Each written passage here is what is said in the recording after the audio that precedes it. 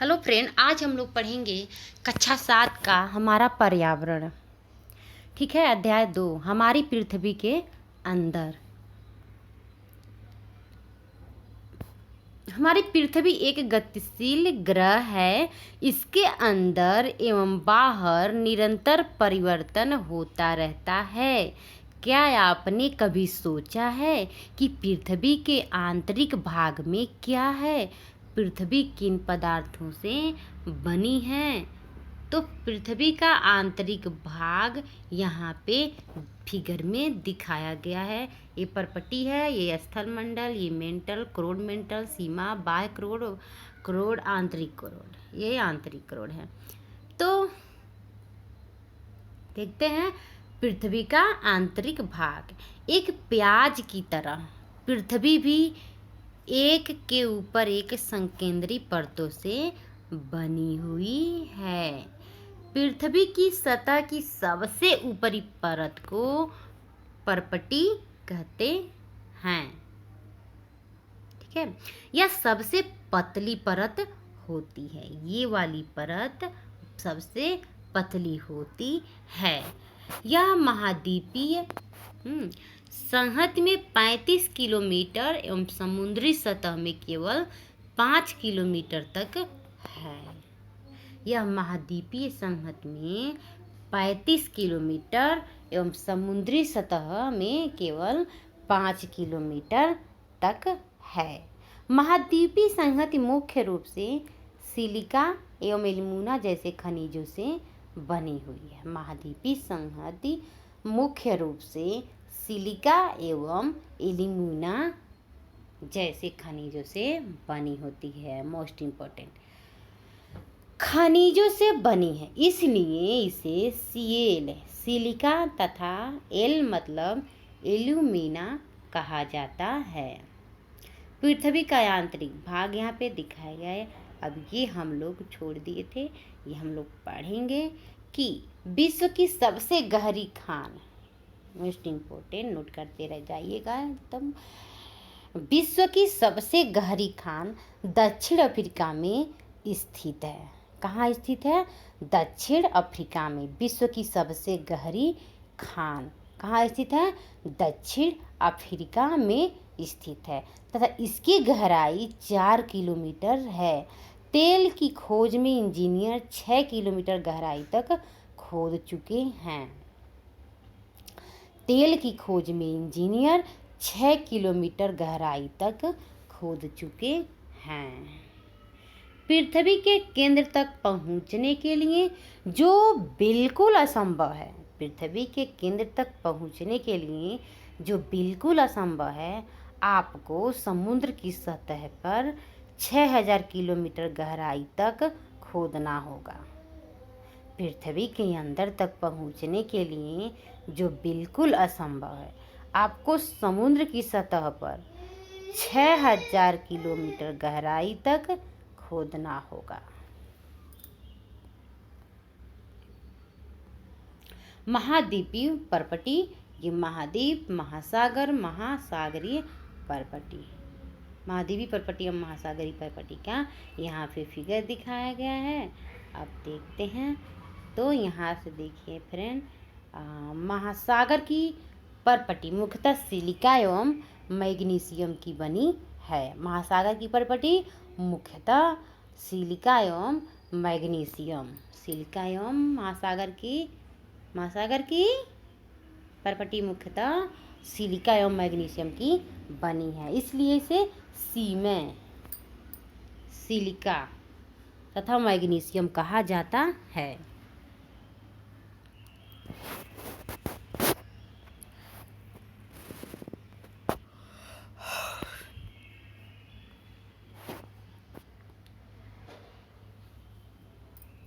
परपटी के ठीक नीचे मेंटल होता है जो 2900 किलोमीटर की गहराई तक फैला होता है। परपटी के ठीक नीचे मेंटल होता है, दिखाती हूँ, ये देखिए मेंटल यहाँ पे।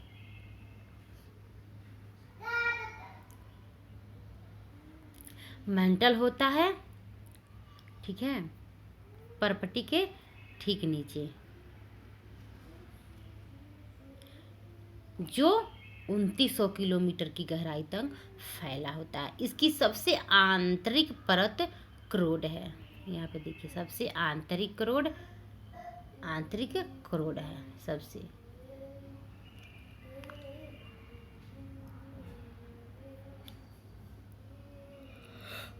ये क्वेश्चन एग्जाम में पूछा जाता है कि सबसे आंतरिक क्या है, सबसे बीच में सबसे ऊपर कौन सा है, परपटी के ठीक नीचे कौन सा है, तो ये भी पूछेगा, मेंटल होता है।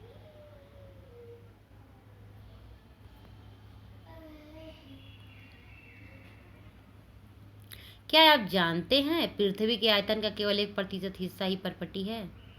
क्या आप जानते हैं कि पृथ्वी के आयतन का केवल 1% हिस्सा ही परपटी है? 84% मेंटल एवं 15% हिस्सा करोड़ है। पृथ्वी की त्रिज्या 6371 किलोमीटर है। पृथ्वी की त्रिज्या 6371 किलोमीटर है।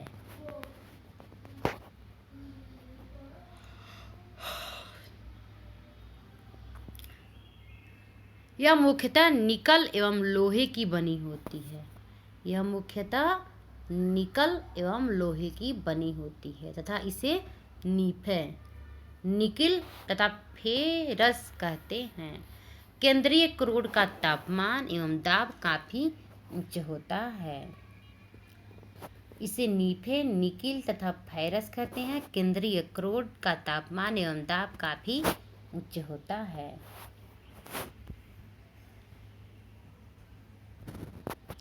शैल एवं खनिज। पृथ्वी की परपटी अनेक प्रकार के शैलों से बनी है। पृथ्वी की परपटी अनेक प्रकार के शैलों से बनी है। पृथ्वी की परपटी बनाने वाले खनिज पदार्थ के किसी भी प्राकृतिक पिंड को शैल कहते हैं। पृथ्वी की परपटी बनाने वाले खनिज पदार्थ के किसी भी प्राकृतिक पिंड को क्या कहते हैं? शैल कहते हैं। शैल विभिन्न रंग, आकार एवं गठन की हो सकती है। मुख्य रूप से शैल 3 प्रकार की होती हैं। ठीक है, मुख्य रूप से शैल 3 प्रकार की होती हैं। आग्नेय शैल, इसे इग्नियस शैल भी कहते हैं, अवसादी सेंडिमेंट्री शैल एवं कायांतरित मेटाफोर्मिक शैल। द्रवित मैग्मा ठंडा होकर ठोस हो जाता है। द्रवित मैग्मा ठंडा होकर ठोस हो जाता है। इस प्रकार बने शैल को आग्नेय शैल कहते हैं। ठीक है, द्रवित मैग्मा ठंडा होकर ठोस हो जाता है और इस प्रकार बने शैल को आग्नेय शैल कहते हैं। इन्हें प्राथमिक शैल भी कहते हैं। किसको? आग्नेय शैल को। आग्नेय शैल 2 प्रकार की होती हैं, अंतर्भेदी शैल और बहिर्भेदी शैल। आग्नेय शैल कितने प्रकार की होती हैं? 2 प्रकार की होती हैं, अंतर्भेदी शैल और बहिर्भेदी शैल। नोट बनाते जाइएगा, मोस्ट इम्पोर्टेंट। क्या आप ज्वालामुखी से निकलने वाले लावा की कल्पना कर सकते हैं? वास्तव में आग की तरह लाल द्रवित मैग्मा ही लावा है। क्या आप ज्वालामुखी से निकलने वाले लावा की कल्पना कर सकते हैं? वास्तव में आग की तरह लाल द्रवित मैग्मा ही लावा है, जो पृथ्वी के आंतरिक भाग से निकलकर सतह पर आ जाता है। जब द्रवित लावा पृथ्वी की सतह पर आता है, यह तेजी से ठंडा होकर ठोस बन जाता है। परपटी पर इस प्रकार से बने शैल को बहिर्भेदी आग्नेय शैल कहते हैं। परपटी पर इस प्रकार से बने शैल को क्या कहते हैं? बहिर्भेदी आग्नेय शैल कहते हैं। इनकी संरचना बहुत महीन दानों वाली होती है। उदाहरण के लिए बेसाल्ट, दक्कन पठार बेसाल्ट शैलों से ही बना है। दक्कन का पठार बेसाल्ट शैलों से बना है। द्रवित मैग्मा कभी कभी भूपर्पट्टी के अंदर गहराई में ही ठंडा हो जाता है। द्रवित मैग्मा कभी कभी भूपर्पट्टी के अंदर गहराई में ही ठंडा हो जाता है।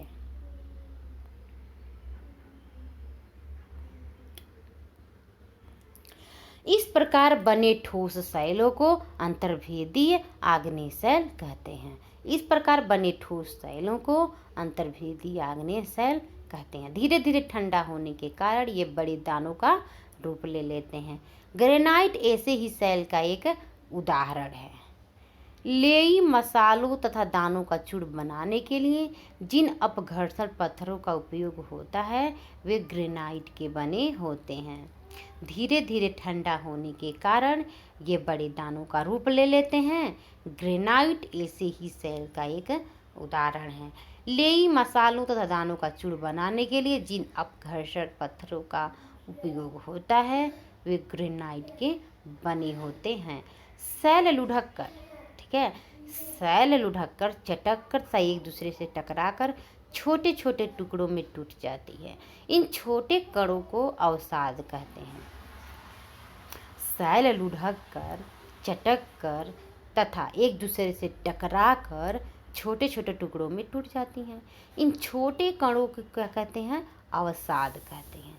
ये अवसाद हवा, जल आदि के द्वारा एक स्थान से दूसरे स्थान पर पहुंचाकर जमा कर दिए जाते हैं। ये अदृढ़ अवसाद दबकर एवं कठोर होकर शैल की परत बनाते हैं। इस प्रकार की शैलों को अवसादी शैल कहते हैं। उदाहरण के लिए बलुआ पत्थर रेत के दानों से बनता है। इन शैलों में पौधों, जानवरों एवं अन्य सूक्ष्म जीवाणुओं जो कभी इन शैलों पर रहे हैं के जीवाश्म भी हो सकते हैं। आग्नेय एवं अवसादी शैल उच्च ताप एवं दाब के कारण कायांतरित शैलों में परिवर्तित हो सकती हैं। आग्नेय शैल उच्च ताप एवं दाब के कारण कायांतरित शैलों में परिवर्तित हो सकती हैं।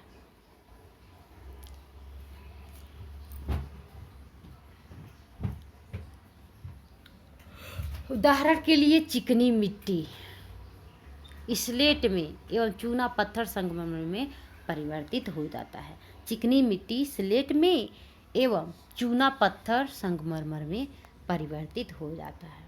आग्नेय एवं अवसादी शैल उच्च ताप एवं दाब के कारण कायांतरित शैलों में परिवर्तित हो सकती है। उदाहरण के लिए चिकनी मिट्टी स्लेट एवं चूना पत्थर संगमरमर में परिवर्तित हो जाता है। कायांतरित शैल में परिवर्तित ये अवसादी शैल।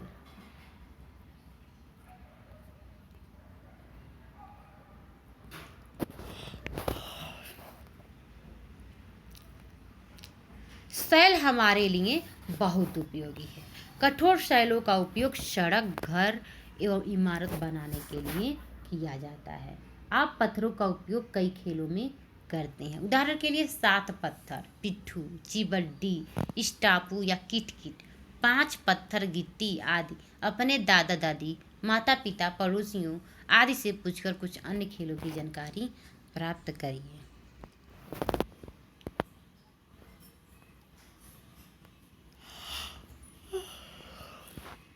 लाल बलुआ पत्थर से ये बना है लाल किला। किससे बना है?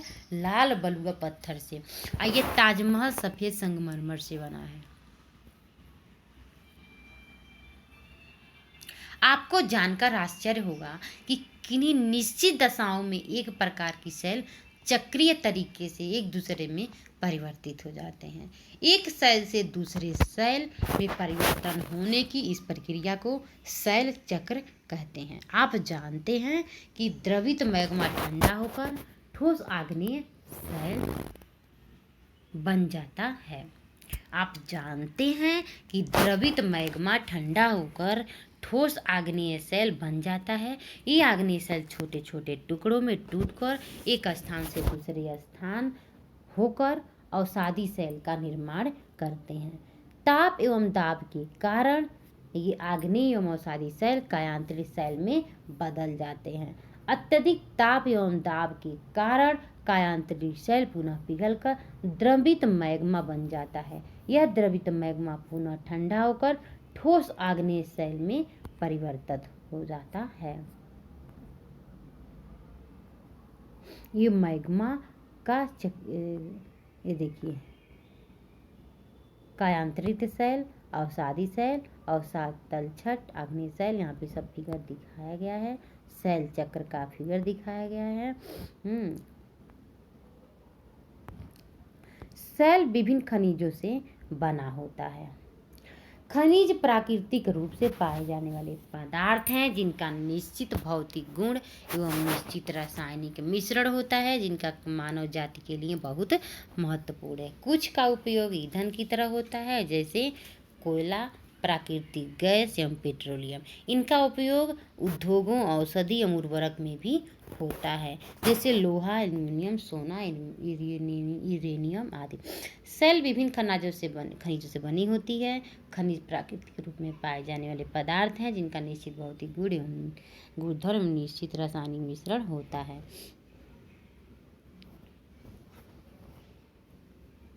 अब हम लोग देखते हैं अभ्यास प्रश्न। पृथ्वी की 3 परतें क्या हैं?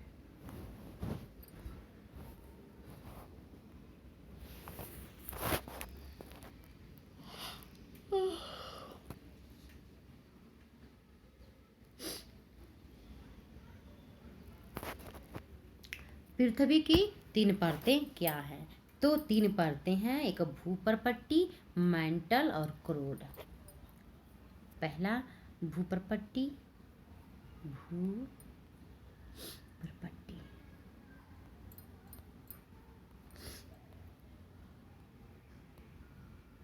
दूसरा क्या है? मैंटल। ठीक है। तीसरा क्या है? क्रोड।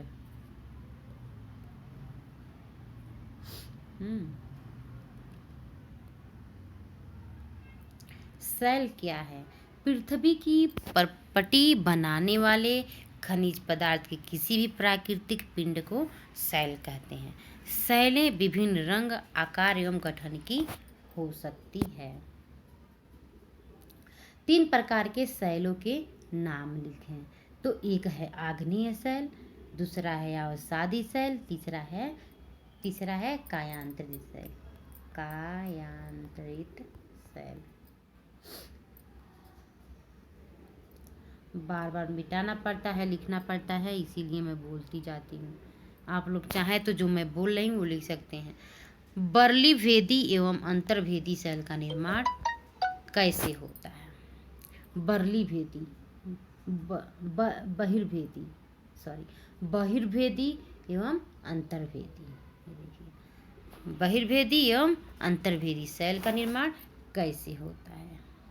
तो बहिर्भेदी आग्नेय सेल का निर्माण जब पृथ्वी पर ज्वालामुखी का उद्गार होता है, तब आग की तरह लाल द्रवित मैग्मा पृथ्वी के आंतरिक भाग से निकलकर सतह पर आता है। जब द्रवित लावा पृथ्वी की सतह पर आता है तो यह तेजी से ठंडा होकर ठोस बन जाता है। परपटी इस प्रकार से बने सेल को बहिर्भेदी आग्नेय सेल कहते हैं। इनकी संरचना बहुत महीन दानों वाली होती है। उदाहरण के लिए बेसाल्ट, दक्कन पठार बेसाल्ट से बना ही है। अब हम देखते हैं अंतर्भेदी, ये वाला अंतर्भेदी सेल का निर्माण द्रवित मैग्मा कभी कभी भूपर्पट्टी के अंदर गहराई में ही ठंडा हो जाता है। इस प्रकार बने ठोस सेलों को अंतर्भेदी आग्नेय सेल कहते हैं। धीरे धीरे ठंडा होने के कारण ये बड़े दानों का रूप ले लेते हैं। ग्रेनाइट ऐसे ही सेल का उदाहरण है।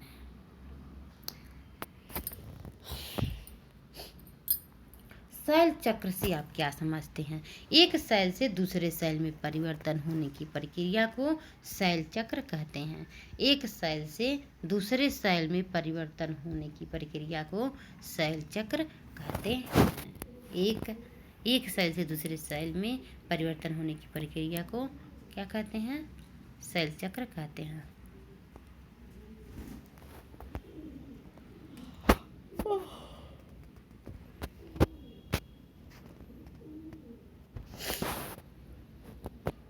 द्रवित मैग्मा से बने सेल, ठीक है,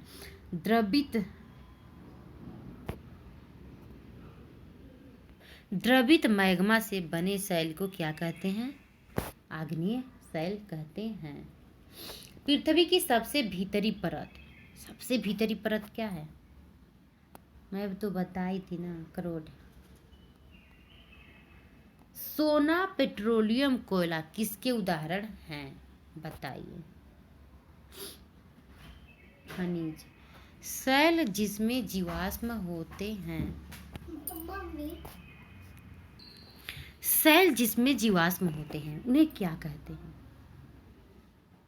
ठीक है, तो उस सेल जिसमें जीवाश्म होते हैं उन्हें कहते हैं अवसादी सेल।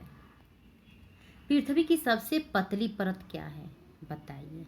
पृथ्वी की सबसे पतली परत परपटी है। अब इसमें दिया है सही जोड़े को बनाना। क्रोड क्या है? बताइए।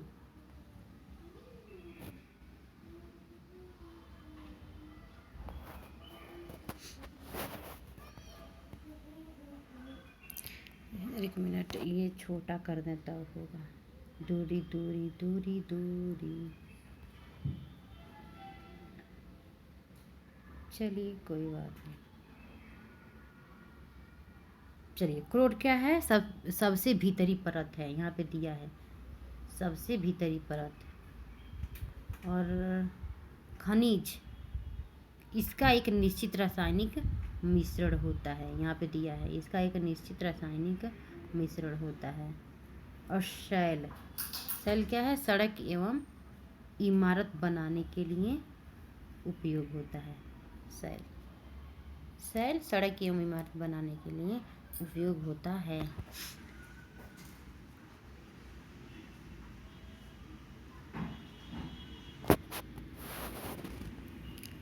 चिकनी मिट्टी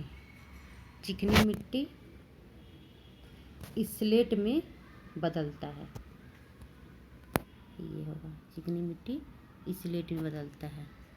सीएल सिलिका एवं एल्यूमिना से बनता है। सीएल देखो ऊपर है क्या? हाँ, सिलिका एवं एल्यूमिना से बनता है। ये देखिए ये वाला। तो मैं ऐसे ही यहाँ पे जगह है लिख देती हूँ। पहला का हो जाएगा सबसे भीतरी परत, सबसे भीतरी परत। और दूसरा का हो जाएगा इसका एक निश्चित रासायनिक मिश्रण होता है। चलिए मैं बोली हूँ ना, आप लोग ध्यान लिख लीजिए। कारण बताइए।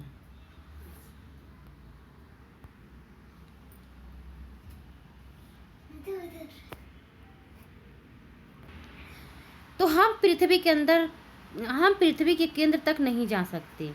क्यों? क्योंकि हम पृथ्वी के केंद्र में निम्न कारणों से नहीं जा सकते। पृथ्वी के केंद्र तक पहुंचने के लिए जो बिल्कुल असंभव है, आपको समुद्र की सतह पर 6000 किलोमीटर गहराई तक खोदना होगा। और दूसरा कारण यह है कि पृथ्वी की सतह से नीचे जाने पर तापमान 1 सेंटीग्रेड प्रति 32 मीटर की दर से बढ़ जाता है।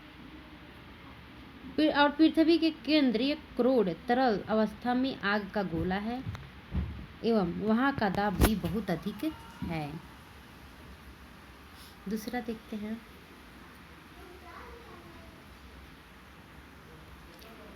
अवसादी सेल अवसाद से बनते हैं। अवसादी सेल अवसाद से बनती है। सेल लुढ़ककर, चटककर तथा एक दूसरे से टकराकर छोटे छोटे टुकड़ों में टूट जाती है। इन छोटे कणों को अवसाद कहते हैं। सेल लुढ़क कर, चटक कर तथा एक दूसरे से टकरा कर छोटे छोटे टुकड़ों में टूट जाती है। इन छोटे कणों को अवसाद कहते हैं। ये अवसाद हवा, जल आदि के द्वारा एक स्थान से दूसरे स्थान तक पहुंचाकर जमा कर दिए जाते हैं। ये अदृढ़ अवसाद दबकर एवं कठोर होकर सेल की परत बनाते हैं। तो इस प्रकार की सेलों को अवसादी सेल कहते हैं। उदाहरण के लिए बलुआ पत्थर रेत के दानों से बनता है। इन सेलों में पौधों, जानवरों एवं अन्य सूक्ष्म जीवाणुओं जो कभी इन सेलों पर रहे हैं के जीवाश्म भी हो सकते हैं। चूना पत्थर संगमरमर में बदलता है। चूना पत्थर एक अवसादी सेल है। क्या है? अवसादी सेल है। चूना पत्थर एक अवसादी सेल है। अवसादी सेल उच्च ताप एवं दाब के कारण कायांतरित सेलों में परिवर्तित हो सकती हैं। चूना पत्थर एक अवसादी सेल है। अवसादी सेल उच्च ताप एवं दाब के कारण कायांतरित सेलों में परिवर्तित हो जाता है। चूना पत्थर भी उच्च ताप एवं दाब के कारण संगमरमर में परिवर्तित हो जाता है। चूना पत्थर भी उच्च ताप एवं दाब के कारण संगमरमर में परिवर्तित हो जाता है। तो फ्रेंड, अब ये वीडियो समाप्त हुआ। अगले वीडियो में मिलते हैं। और दोस्तों, जाने से पहले मैं आप लोगों से एक बार रिक्वेस्ट कर रही हूँ फ्रेंड कि वीडियो को ज़रूर लाइक कर दीजिएगा। प्लीज़ फ्रेंड, प्लीज़ प्लीज़, और लाइक किए बिना मत जाइएगा। Bye bye. अगले वीडियो में मिलते हैं फिर। तब तक के लिए टेक केयर, बाय बाय।